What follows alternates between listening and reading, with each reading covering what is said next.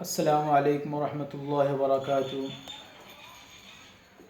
محترم ناظرین، میں آج ایک نئی شو لے کر حاضر ہوا ہوں۔ اس شو کا تعلق ہے نشہ اور نشہ خوری اسلام کی نظر میں۔ ناظرین، اسلام ایک پاک اور منظم مذہب ہے، جو مذہب ہر طرح کی گندگی اور ناپاکی، اسی طرح کی وہ گندگی ظاہری ہو باطنی، تمام طرح کی گندگی کو ناپسند کرتا ہے۔ ان گندگیوں میں سے ایک گندگی جو ہماری دنیا کو بھی برباد کرتی ہے اور آخرت کو برباد کرتی ہے، وہ ہے نشہ خوری۔ محترم سامعین، نشہ خوری اسلام کی نظر میں ایک گھناؤنی چیز ہے۔ اسلام کے اندر اس کے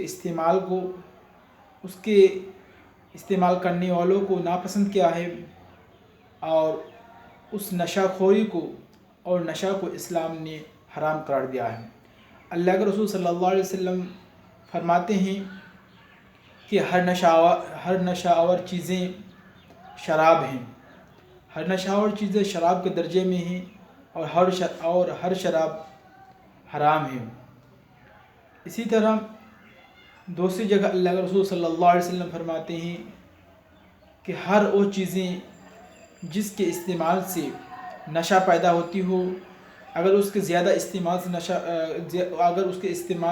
کے کم استعمال سے نشہ نہیں پیدا ہوتا ہے، بلکہ اس کے زیادہ استعمال سے نشہ پیدا ہوتا ہے، تو وہ بھی حرام ہے۔ اسی طرح اللہ رب العالمین قرآن مجید کے اندر فرماتے ہیں کہ یا ایھا الذین آمنوا انما الخمر والمیسر والانصاب۔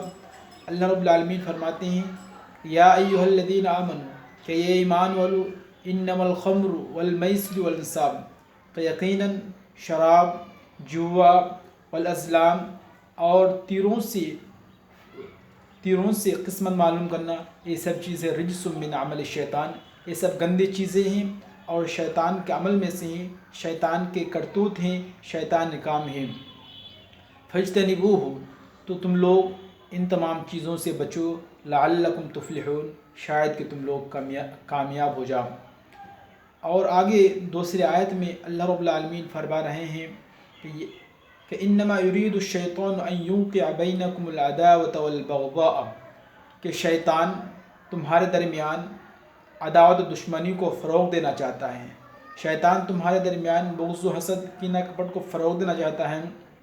کس کے ذریعے؟ فی الخمر والمیسر، شراب کے ذریعے سے، والمیسر، اور جوئے کے ذریعے سے، ویصدکم، اور شیطان تمہیں ان چیزوں کے ذریعے سے، شراب کے ذریعے سے اور جوئے کے ذریعے سے تمہیں اللہ کے راستے سے روکنا چاہتے ہیں۔ ویصدکم عن ذکر اللہ، تمہیں اللہ کے راستے، اللہ کے ذکر سے روکنا چاہتے ہیں۔ ویصدکم عن ذکر اللہ فہل انتم منتہون، تو کیا تم لوگ ان تمام چیزوں سے، جوئے سے، شراب سے، نشہ اور چیزوں سے، اور اسی طرح تیروں سے قسمت معلوم کرنے سے، کیا تم لوگ باز آؤ گے؟ محترم سامعین اور ناظرین، ان احادیث اور قرآنی آیاتوں سے ہمارے سامنے یہ بات آشکارا ہو گئی کہ اسلام میں اس طرح کی چیزیں، نشہ آور، نشہ خوری، تمام چیزیں حرام ہیں۔ آج یہی وجہ ہے کہ بہت سارے لوگ مسلم دیشوں میں اموات کی شرح جو کم ہے، بیماری سے جو بہت سارے مسلمان جو محفوظ ہیں، اس کی وجہ یہ ہے کہ ان کے اندر نشہ خوری کم ہے، وہ نشے میں مبتلا کم ہے، وہ شراب سے دور رہتے ہیں۔ آج پوری دنیا کے اندر دنیا کے اندر کوئی بھی دیش لے لیجیے، آئے دن ہمیں یہ سننے میں آتا ہے کہ زہریلی شراب پینے سے وہاں پہ کچھ لوگوں کی موتیں ہو گئی۔ کبھی ہمیں سننے میں آتا ہے کہ نشہ کھا کر کسی کے ساتھ عصمت دری ہو گئی، کہیں پہ اس طرح کی باتیں سننے میں آتی ہیں کہ وہاں پہ نشہ کھانے سے حادثہ پیش آ گیا۔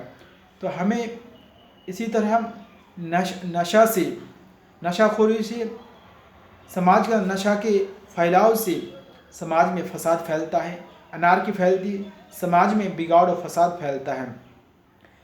اگر ہم اپنے ہندوستان سے یا پھر دوسری ملکوں سے، دیشوں سے، اگر ہم اپنے دیشوں سے موت کو کم کرنا چاہتے ہیں، ڈیتھ کی کوانٹٹی کو کم کرنا چاہتے ہیں، تو ہمیں شراب پر پابندی لگانا ہوگا، ہمیں ان تمام چیزوں سے باز آنا ہوگا، کیونکہ شراب پینے سے، نشہ خوری سے ہمارے اندر ہمیں کینسر ہوتا ہے، اس سے ہمیں خطرناک بیماری ہوتی ہے۔